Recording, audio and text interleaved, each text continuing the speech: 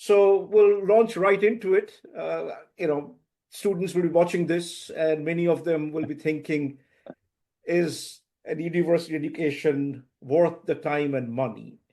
And before you get into your answer, I think this question has become kind of more pressing in the US, given how expensive education has become in the US. Maybe it's a little bit less so, but tell us about what you think about this. Certainly, yeah. So when economists think about this question, there's a bunch of different kind of factors that you might first consider, but I'm going to consider kind of the very simplest version of this question, which is kind of do the wage returns, kind of do the additional income that you earn by taking a university education, by kind of making this choice to go get a university education, do they justify the costs?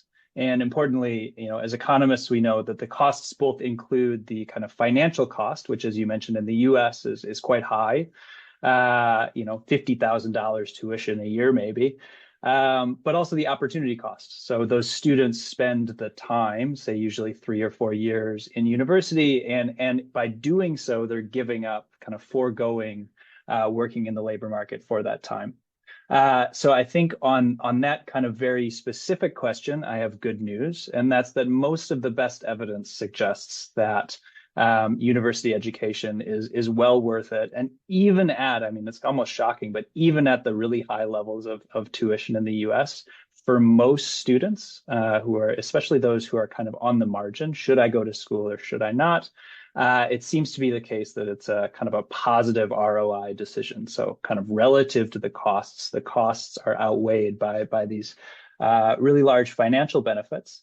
Now, importantly, part of that is kind of changes in the economy that has taken place over, the past 100 years. If you think on kind of the long span of time, a lot of technological change has made education and the skills that you get with an education really complementary to kind of our working environments, right? So an environment say 100 or 200 years ago that was largely agrarian before the kind of proliferation of technology, you might imagine that studying for years and years, say becoming very learned, would not have that high returns. But a lot of research has shown kind of is about interaction with technology and skills and kind of the labor market returns there.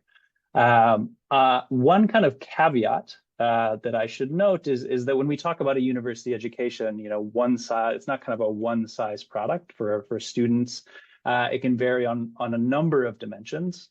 I think the first dimension that comes to mind for most students is major or field of study.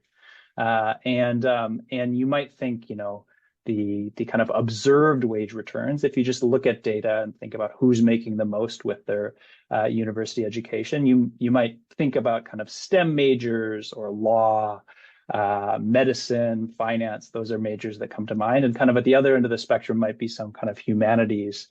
And we have relatively less evidence on kind of the relative returns of those particular degrees, but the best evidence seemed to suggest that a good amount of those differences are causal. That is, if you were choosing between, if you're kind of imagine an identical student who's choosing whether or not to pursue finance or English, if you look at students who seem to have the same kind of choice set and go in one direction or another, it seems that there are really large returns to kind of choosing some of these higher earning majors. Again, things like STEM or finance or medicine. I guess the other dimension that you might think of is school choice. And in New Zealand, it's maybe a little bit different than it is in the States. In the States, there are kind of a huge range of different schools that can vary on a number of different dimensions. The kind of most prominent one might be selectivity or prestige. There's really prestigious universities that accept a very, very small fraction of the students that apply. And then there are most universities actually that accept the most students that are very welcoming basically to anyone who applies. And on that margin, there seems to be less evidence, at least on average, that it plays a really big role in earnings. I'm being very specific with my words here, but in earnings, on average, it seems to be that selectivity of the college you go to actually has relatively less effect on wages. There might be other reasons why you might want to go to a selective or prestigious school, but for a student, there's a classic study by a Nobel Prize-winning economist. And what they did was look at students who have kind of the same choice set. So say a student who got into school A and school B, and then another student who got into the same two schools, and they chose to go to different schools. Say one student goes to school A and one student goes to school B. And if you look at just within those type of students, it seems to be the case that there's very little effect of kind of the choices of college or university in these particular examples. So I guess what I would say is, on the whole, and you should jump in if you have questions or anything like that, but on the whole, I would say yes, college, university education is certainly worth it. Huge wage returns that justify even at sometimes the large costs. Two caveats being that oftentimes these really high earning majors are the ones that drive a lot of those returns. So if you're focused on getting the highest bang for your buck, think about kind of the field of study that you're going into. Less so the case for the particular school. So, differences across universities certainly are substantial, but in terms of wage returns, there seems to be less evidence that that's a huge factor.